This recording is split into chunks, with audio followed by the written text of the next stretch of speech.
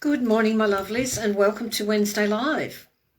Can't believe it's Wednesday again. It comes around so quickly. I'm just going to make sure that my laptop is up and running properly so that I can see if there are any comments. So, we're talking today about awakening symptoms, and there's a difference between awakening and ascension. So, let me just clarify that. If you are on your path already, your spiritual path, you have no doubt had an awakening. So you will have had feelings where everything is a bit different.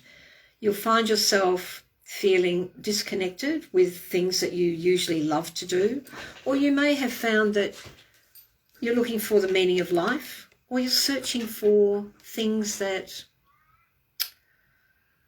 give you answers to spiritual stuff. Like it might be you're looking at, I don't need my glasses actually. It might be that you're looking to find God, or looking to find the divine, or source, or what is it that makes the world tick. So you'll have a feeling of rocking in your boots as a metaphorical thing.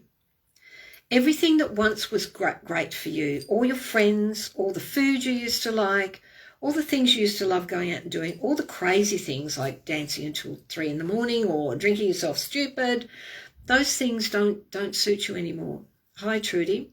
Those things don't suit you anymore. So when you come on here, please say hello so I can see that you're on here and I can see that I'm getting the comments. It's a feeling of disconnect. You're feeling disconnected to the world as you knew it. You're feeling disconnected to those around you because they don't quite get you. Suddenly people think you're weird. People feel like, hi Brenda, people feel like you don't fit in anymore. And you don't feel like you fit in. You feel like a square peg in a round hole. I will put my glasses on because I'm morning Trudy, morning Anne. So you're feeling like you're a square peg in a round hole. And you start looking for, why do you feel like this? Why have things changed? It's because your soul has suddenly said to you, it's time to stand up. It's time to be who you came here to be. So you may go down a feeling of ill health. You may have headaches. You may get tingling in your body. You may get ringing in your ears. You may feel that you can't be bothered with everyday life. You can't be bothered doing things that you normally did. You can't even be bothered getting out of bed, or you don't know what you want to do. So your soul is starting to awaken. Your soul is saying to you, it's time to start moving forward. It's time for you to do what you came here to do. And that can be a variety of things. So when we first awaken, we start to walk on our spiritual path, our awakened path. We start to look for mentors. We start to look for places where we can find answers to spiritual questions, places where we can learn a bit more about spirituality, about why it is we are spiritual beings, what brought us here to be different, what brought us here to do what we're meant to do. What is the divine? What is source? What is our higher self? What is our soul? So we have all these questions and we're searching for answers. And you can Google them, yes.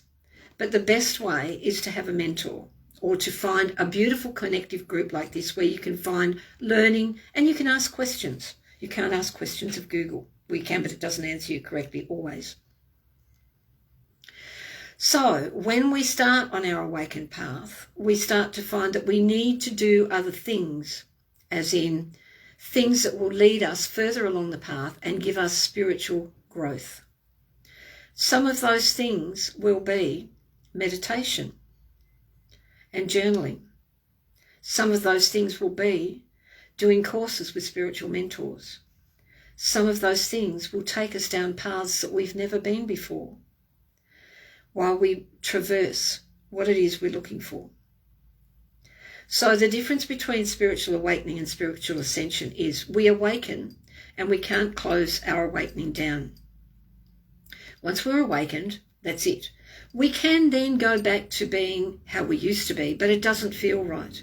It feels like we're standing in someone else's shoes. It feels like we're not being true to ourselves because we've changed. And with change comes growth. So the awakening symptoms get us on a path to move the needle forward. We don't want to go backwards anymore. We don't want to stay stuck anymore. We feel like we want to move forward. We want to grow. We want to become enlightened people. We want to become the spiritual workers that we came here to be. We want to be of service. We want to show and shine our light. We may have more empathetic feelings for people and things. We may be more highly sensitive than we were before. We may cry more often. We may find that the everyday world starts to upset us more. We can't cope with drama. We don't like negativity. We like all the happy, gooey, smiley things. We're more connected to earth and nature. We want to get outside more often. We want to sit under the stars more often. We're more interested in what the moon means for us. So we're more connected with Mother Earth. We're more connected to the planets and the effect they have on us. Because spiritually, we are part and parcel of Mother Earth and the planets around us. Sure, we live in the third D, the 3D physical world. We have to live in it, but we don't have to be of it. So we don't have to take on the negativity of it. We don't have to be like everybody else. We can be ourselves, be our uniqueness. The difference now with awakening and ascension, as I said, is awakening. You awaken on your path. And as you go through various stages of growth on your spiritual journey, you will awaken to higher levels of awareness, higher levels of learning, higher levels of stepping into your spiritual shoes. So there are many times you will awaken.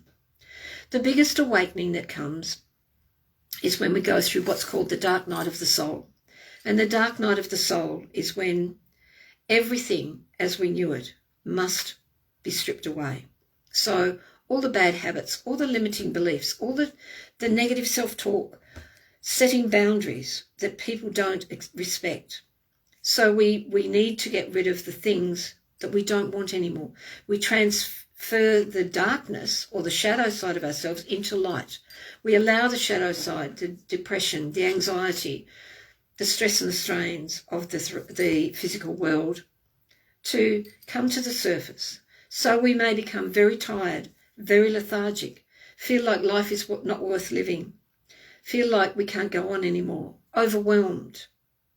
And going through a dark night of the soul is something that you can choose not to do. You can stay where you are with your spiritual growth, or you can move forward. And when you move forward to your purpose, what you came here to do. So when we talk of ascension, it's moving from the 3D physical realm, which is moving through the fourth dimension, which means we go from being in the materialistic world where we have to be like everybody else tells us we must be, to the fourth dimension, which means we're letting go of those things and getting used to being our unique self. To move into the fifth dimension, there are many other dimensions beyond this, but moving into the fifth dimension means we come from universal love and light, and knowing that we are all connected. All things are connected. We are more connected to nature. We are more connected to animals.